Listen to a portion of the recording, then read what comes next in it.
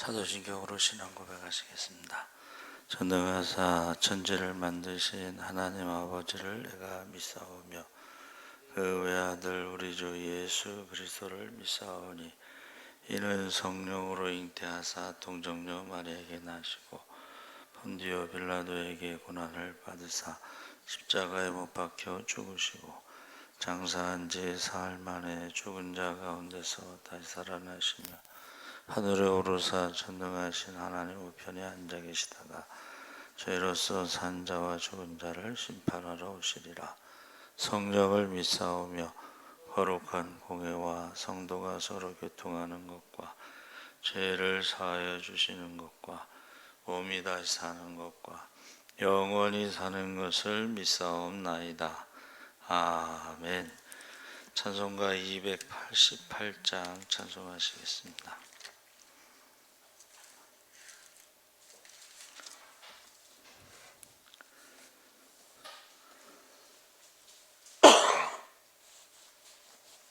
찬송가 288장 찬송하시겠습니다. 예수를 나의 구주 삼고 성령과 피로써 거듭나니 이 세상에서 내 영혼이 하늘의 영광 누리도다. 이것이 나의 간증이요 이것이 나의 찬송일세. 나 사는 동안 끊임없이 구주를 찬송하리로다.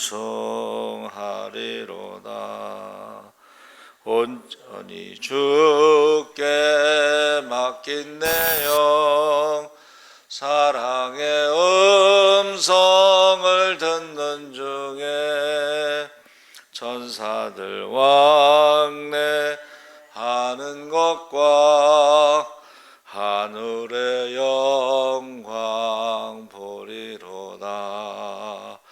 이것이 나의 간증이요 이것이 나의 찬송일세. 나 사는 동안 끊임없이 구주를 찬송하리로다. 주 안에 기쁨 누림으로 마음의 풍랑이 잔잔하니 세상과 나는 간 곳 없고 구속한 주만 보이도다. 이것이 나의 간증이요 이것이 나의 찬송일세. 나 사는 동안 끊임없이 구주를 찬송하리로다. 아멘. 하나님 말씀은 마태복음 7장 15절에서 20절까지 말씀을 보겠습니다. 신약성경 10쪽에 있습니다. 마태복음 7장 15절에서 20절까지 우리 다 같이 읽겠습니다. 거짓 선지자들을 삼가라. 양의 옷을 입고 너희에게 나아오나 속에는 노략질하는 일이라. 그들의 열매로 그들을 알지니 가시나무에서 포도를 또는 엉겅퀴에서 무화과를 따겠느냐. 이와 같이 좋은 나무마다 아름다운 열매를 맺고 못된 나무가 나쁜 열매를 맺나니 좋은 나무가 나쁜 열매를 맺을 수 없고 못된 나무가 아름다운 열매를 맺을 수 없느니라. 아름다운 열매를 맺지 아니하는 나무마다 찍혀 불에 던져지느니라. 이러므로 그들의 열매로 그들을 알리라. 아멘. 할렐루야. 네, 좋은 아침입니다. 잘 오셨습니다. 감사합니다. 오늘 말씀의 제목은 좋은 나무, 좋은 열매라는 제목으로 말씀을 나누려고 합니다. 가을이 되면 이제 우리가 잘 아는 것처럼 열매에 대해서 생각할 수가 있습니다.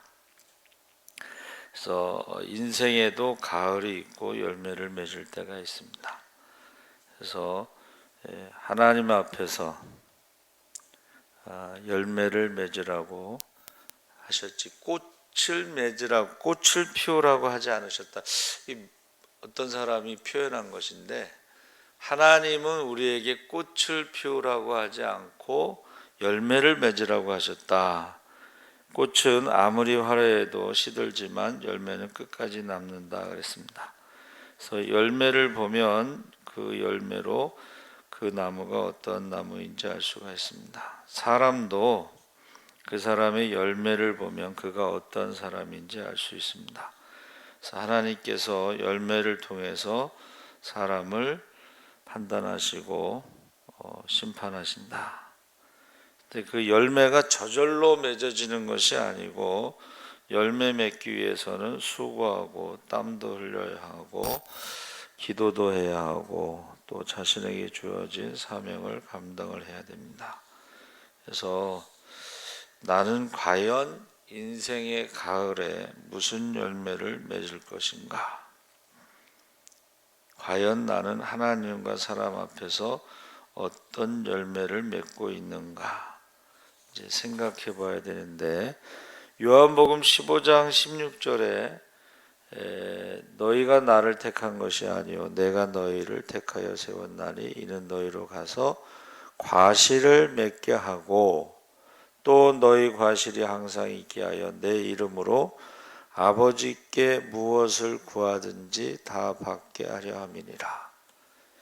그러니까 좋은 나무가 돼야지 하나님께 기도하면 다 받을 수 있다. 그 좋은 나무는 좋은 열매로 알 수 있다, 이렇게 말씀하신 거죠. 그래서 본문의 그 배경은 갈릴리 바닷가 근처 한 산에서 우리가 알고 있는 산상수훈의 결론 부분이 좋은 나무가 좋은 열매를 맺는다. 그러니까 마태복음 5장, 6장, 7장의 결론 부분이다, 이렇게 말하고 있습니다. 거기서 나오는 거짓 선지자들은 겉으로는 선하고 착한 양의 옷을 입고 있지만 실상은 이리 같아서 많은 사람에게 악을 행하고 죄악된 길로 빠져서 멸망을 당할 자들이다. 그래서 예수님도 마지막 때에 징조를 물어보는 제자들에게 거짓 선지자들을 조심하라. 많은 사람들이 내가 그리스도라, 내가 재림 예수라 하고 사람을 미혹할 것이다. 근데 재림은 휴거라고 그랬죠. 예수님의 초림처럼 갈릴리 지역에서 3년 동안 공생애해서 사람들 모으는 게 아니에요. 근데 지금 다 재림 예수라고 하는 사람들은 사람들을 모으죠. 그리고 자기들만 구원받는다, 뭐 이렇게 가르치죠. 그러니까 그게는 성경이 아닌데도 많은 사람들이 성경을 모르니까 그 미혹에 넘어가는 거죠. 그래서 예수님께서 이 거짓 선지자, 많은 사람들이 내 이름으로 와서 자기가 재림 예수라고 많은 사람들을 미혹한다는 것입니다. 그래서 좋은 나무에 좋은 열매를 맺기 위해서는 세 가지를 지금 말하고 있는데, 좋은 나무마다 아름다운 열매를 맺고 아름다운 열매를 맺지 아니하는 나무는 찍혀 불에 던지고 그의 열매로 그들을 알리라. 그래서 우리가 나무가 좋아야 열매도 좋다. 여러분, 그 여러 가지 종류의 가시나무 중에 갈매나무라는 것이 있습니다. 이 갈매나무는요, 포도나무와 똑같이 생겼어요. 그리고 그 포도와 같이 똑같이 생긴 열매를 맺어요. 그러니까 이게 포도나무와 포도 열매라고 생각하고 그것을 먹을 때 이제 먹어봐야지 그 열매가 쓰기 때문에 이게 포도나무가 아니고 이게 포도가 아니라는 걸 알 수가 있다는 거예요. 그러니까 지금 겉으로 보기에는 이게 포도나무와 포도 열매로 생각되는 것이지만 사실은 갈매나무다. 또 무화과 나무하고 비슷하게 생긴 것이 엉겅퀴입니다. 팔레스타인 지역에 가까이 가서 보면 열매가 없고 가시가 돋아 있는데, 그러니까 멀리서 보면 이게 무화과 나무처럼 보이고 그 무화과 열매를 얻고자 가까이 가면 무화과 나무가 아니라는 것을, 가시나무라는 것을 알게 된다는 것입니다. 그래서 저와 여러분이 아름다운 열매가 무엇인가? 아름다운 열매는, 좋은 열매는 축복의 열매인데 거기 전도의 열매, 성령의 열매, 빛의 열매, 이런 열매에 대해서 성경에 되어 있습니다.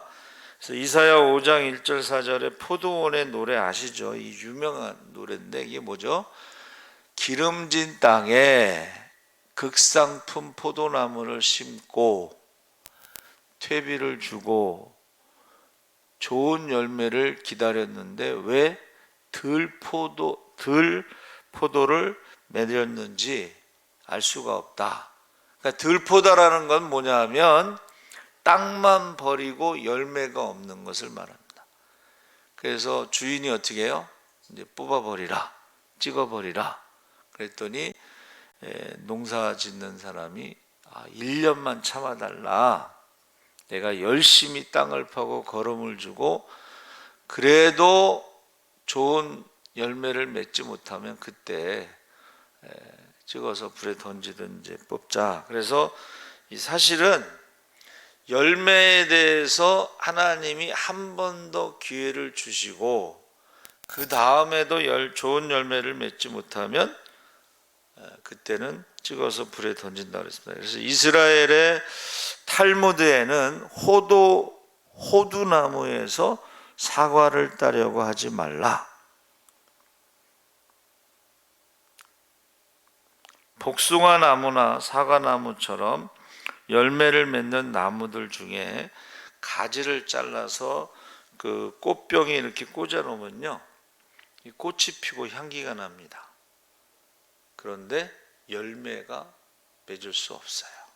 왜냐하면 뿌리가 없기 때문에 그렇습니다. 뿌리가 없기 때문에.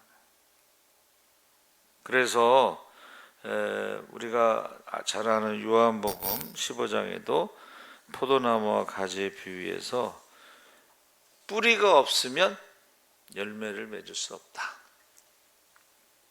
그래서 이 역사적으로 가장 부자였던 록펠러가요, 장래성이 없다고 가난한 집에서 태어나서 첫 번째 여인에게 버림을 받았대요. 가난한 집의 그 아들이 장래성이 없다. 그런데 그가요, 하나님과 함께 말씀을 읽으면서 세 가지 기적을, 세계적으로 세 가지 기적을 만들어냈는데, 첫 번째는 역사상 가장 가난했던 사람이 가장 부자가 되었다.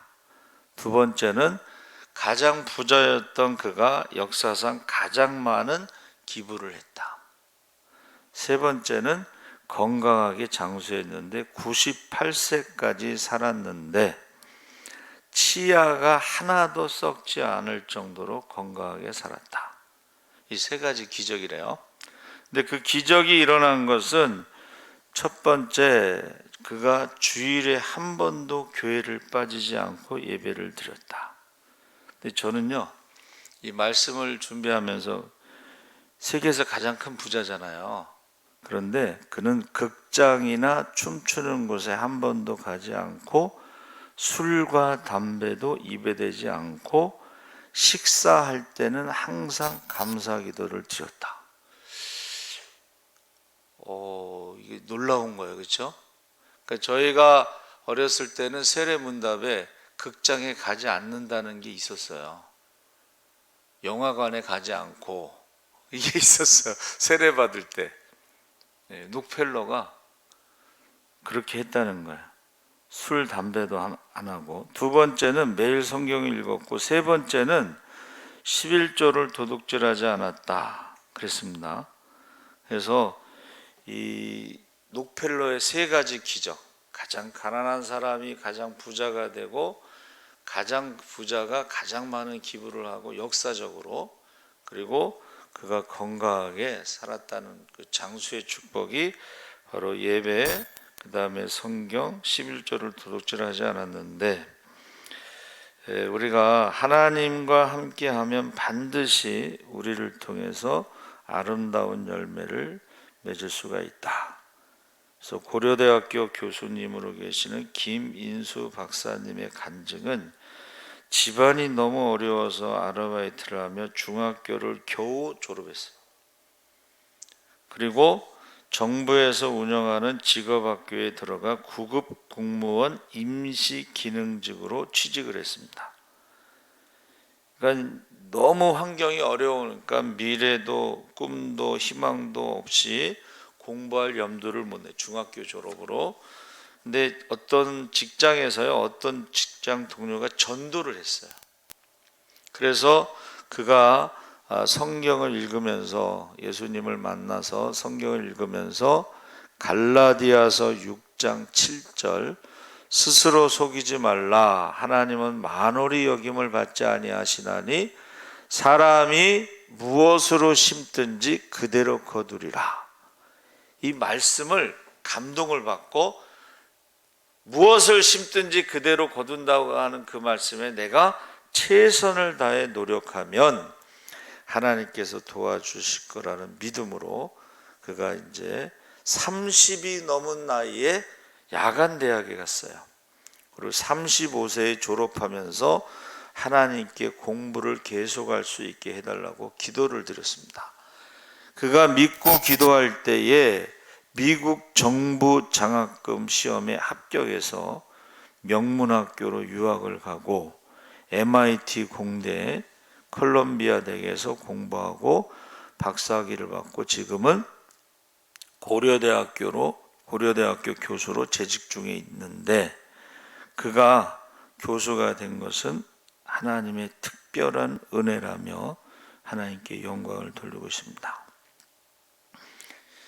미국 정부 장학금, 제가 이제 이스라엘에 유학 가려고 했는데 이스라엘에서도요, 국가 장학금을 줘요. 유태영 박사가 졸업하면서 수석으로 졸업할 때에 학장이 소원을 말하라 그랬더니 매년 10명씩 한국 유학생들에게 장학금을 달라. 그리고 나서 나중에 후회했대잖아. 한 100명 정도 할 걸. 그래서 제가 거기 알아봤어요. 그런데 제가 알아본 데는 이제 한 명 주는 뭐 그런 국가장학금인데, 제가 나중에 나이 제한이 걸렸어요. 35살까지야. 나중에. 근데 이제 우리 모교의 선배가 서울대 영문과 나왔는데 이 국가장학금을 시험 봤는데 2등. 그래서 이제 하버드 대학에서 2등 장학금 받고 이제 지금 한양대학교 영문과 교수로 있는데 국가장학금이 있습니다. 국가장학금. 그러니까 자기가 열심히 하면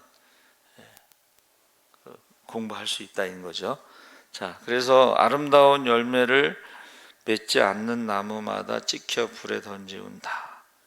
그래서 이것은 심판을 말하는 것이죠. 그래서 결국은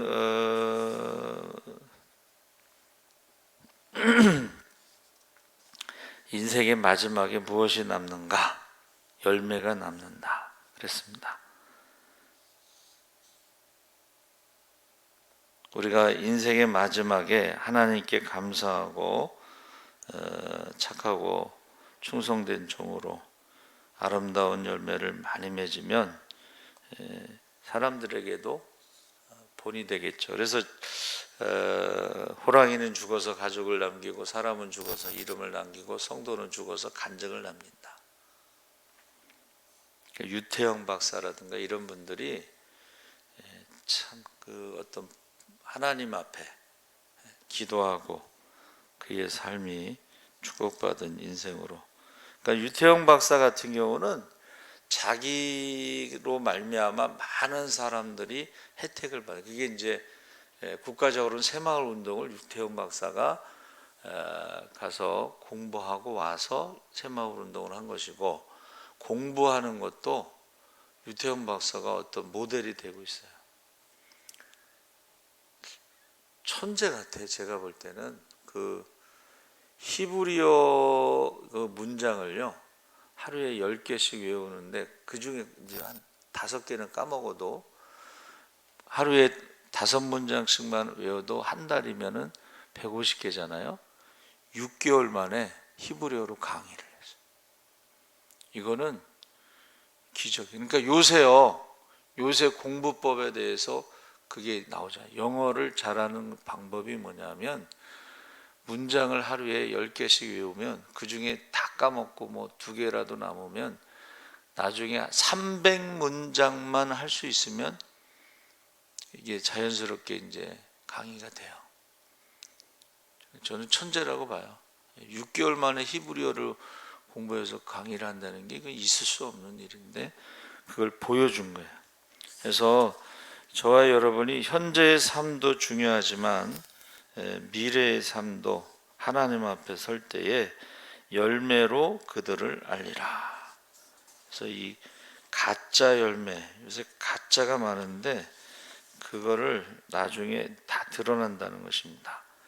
그래서 아름다운 열매, 성경에 회개의 열매, 성령의 열매, 의의 열매, 말씀의 열매, 전도의 열매, 빛의 열매, 입술의 열매, 축복의 열매, 이 열매를 가지고 결국은 그 나무를 판단한다 했습니다.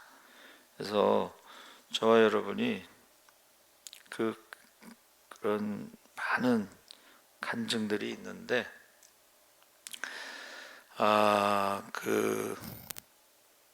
칠성섬유 회장 주소일 장로님이 선친이 원사 도매업을 해서 창업한 회사를 승계받아서 경일합성, 일성산업, 주식회사 우성 30세의 최고 경영자가 돼서 엄청나게 돈을 벌었는데 이제 건강이 나빠서 병원에 입원했어요.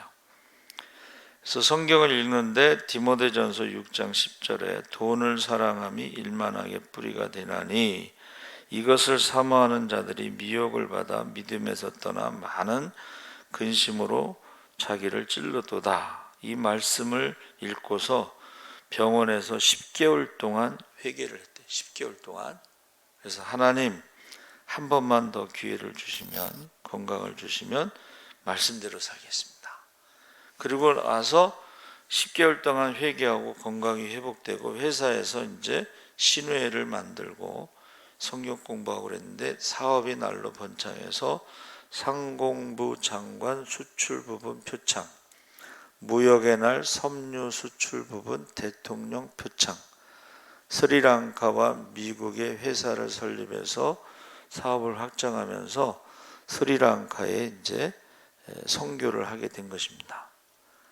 그래서 이게 제가 이제 얼마 전에 말씀드렸죠. 허다한 증인들이 많다는 거예요. 성경에도 그렇지만 역사적으로도 그렇고 우리나라에서도 정말 믿음으로 살면서 정말 아름다운 열매를 맺은 사람들이 너무 많아요. 근데 문제는 지식적으로 알면 별로 은혜가 안 되고 이제 도전을 받고 나도 실천하겠다 해서 기도하는 사람들, 성경 읽는 사람들, 먼저 그의 나라와 그 일을 구하는 사람들은요 똑같은 그런 열매를 맺더라는 거예요. 그래서 여러분, 거짓 선지자들을 조심하라. 거짓 선지자들이 양의 옷을 입고 있다. 빛의 자녀, 빛의 사자로 광명의 천사로 다가온다. 그러니까 이 사람들은 말도 잘하고 아주 매너도 좋고 세상 기준으로 보면 인기가 많은 사람들이에요. 근데 열매를 보라는 거예요. 열매를. 하나님 앞에 서면 우리도 세상에서 뭐 막 이것저것 자랑할 게 많지만 그거 보시는 게 아니고 열매를 보신다는 거예요. 열매. 그래서 하나님 앞에 서면 하나는 말로 심판받고 하나는 열매를 가지고 심판받는다. 두 가지. 그러니까 우리가 이스라엘 백성들이 애굽에서 나와서 뭐 10가지 재앙도 체험하고 홍해도 건너고 그러는데 왜 가나안 땅에 못 들어갔느냐? 원망과 불평을 해서 못 들어갔다. 저와 여러분이 말로 심판받는다는 거하고 열매를 가지고 심판하신다. 꼭 여러분들이 좋은 열매를 맺으시기 바랍니다.